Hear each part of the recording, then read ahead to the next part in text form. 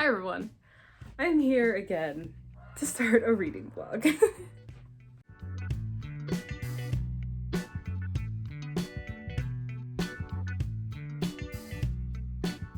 I was very singular in the reading genre that I stuck to for both January and February, to the point where it actually concerned me a little bit that I had such a lack of variety in my reading overall.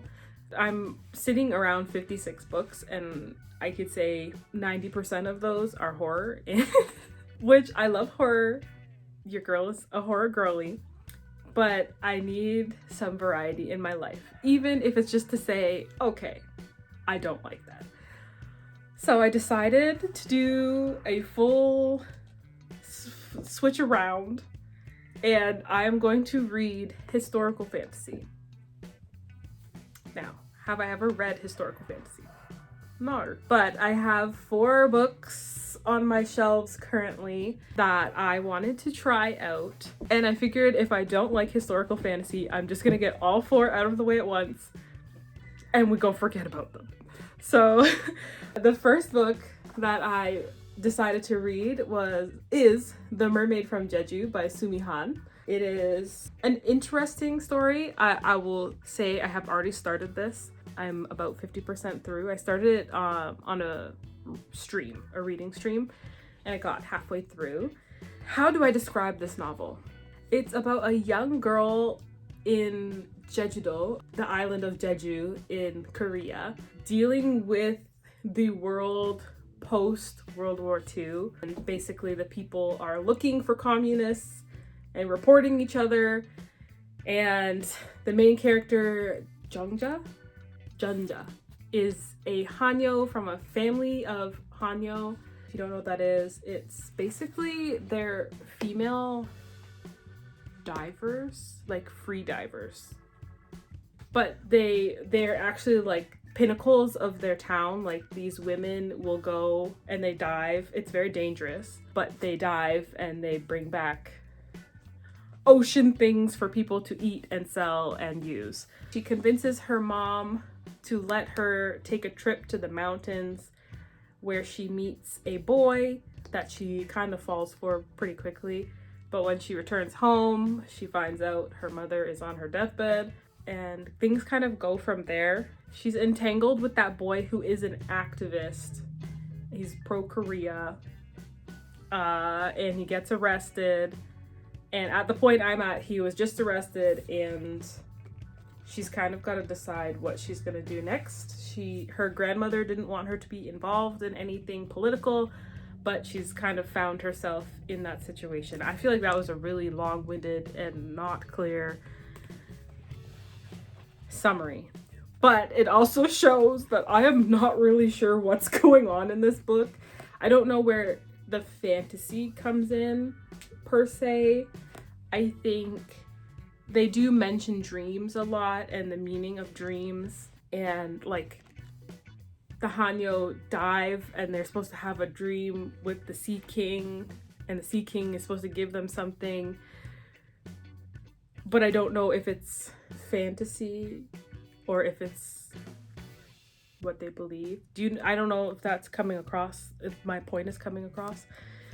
I'm just not sure where this book is going, but so far it's all right. I won't say I love it. I am a big fan of Korea.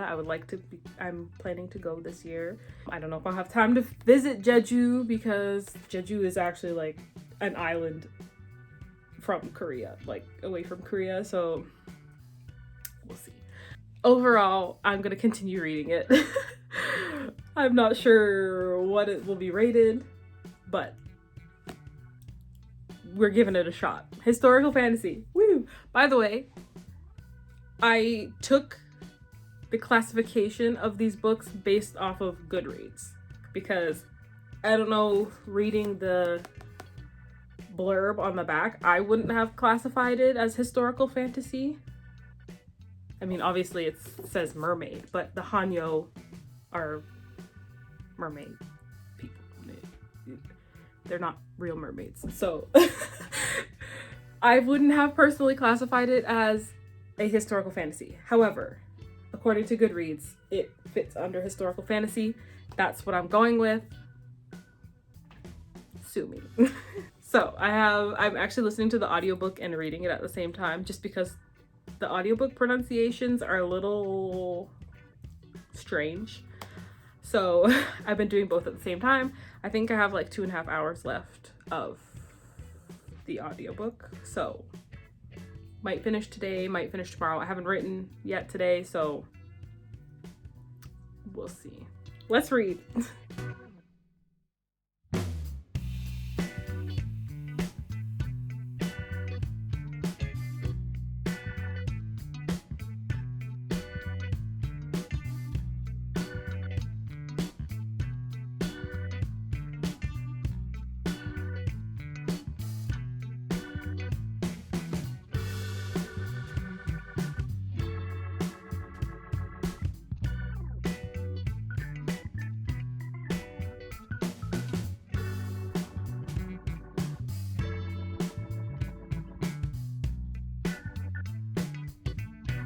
I have like 30 pages or 30-ish minutes left of the audiobook for The Mermaid from Jeju. I'll give my full thoughts when I'm actually done, but I feel like at this point, this book is not for me, and not because it's not well written and it's not a good story. It's just, I don't think I am the target audience, and I don't think it's, well, I know it's not my usual genre of reading, so it's been fun to try, and while I can't say I've been enjoying it, I haven't been disliking it, if that makes sense.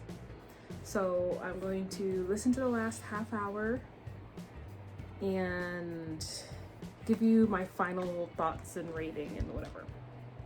But at this point, I just feel like it's a good book that is not for me. But we'll see. Let's read.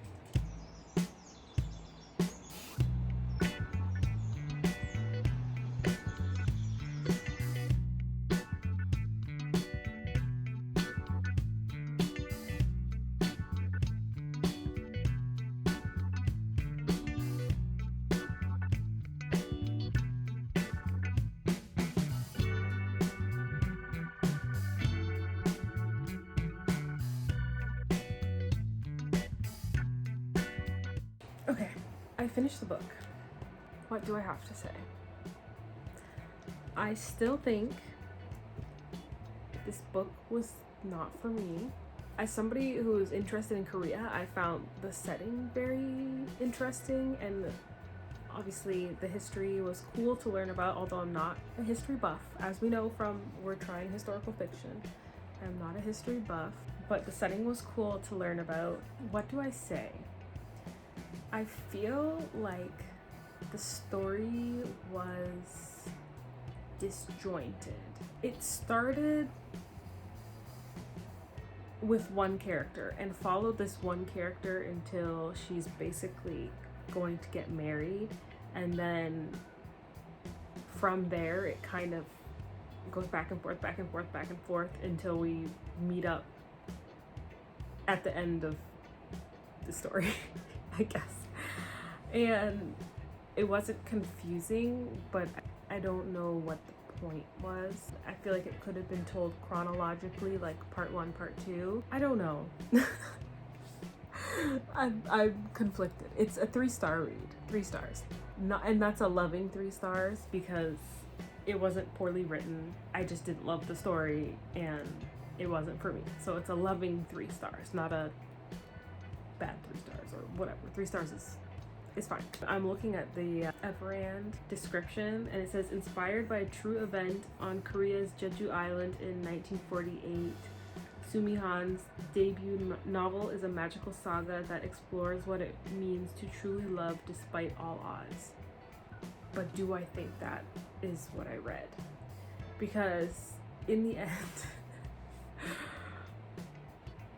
this girl falls in love with a boy, but their time together, spoilers, potentially. I'm not gonna go into detail, but like, if anybody's interested in reading this, then maybe skip this little section. She falls in love with this boy, and they don't actually have a lot of time together. Like, she meets him, and then she meets him a couple other times. Her mom dies, so she doesn't see him for a long time, and then sees him again, and they end up in a like rushed arranged marriage that he backs out of for reasons. And then we go to part 2, and it's another dude that this character married, and during his part is the section that goes back and forth between past and present. They, despite obviously like their relationship became something where they're married and have children, and he's grieving her loss because she passes away at the beginning of the book. They don't show them falling in love, in my opinion. Like, they're stuck together because they're fleeing the country. So I don't know, like, loving despite all odds, but the person she ends up with, they don't show them falling in love. I don't know. It's just, I'm unsure. But like I said, I just think that this book was not for me, and that's okay. Not everything is for everybody. It's a 3-star. I'm glad I've read it and it's off my list, and it's time to move on.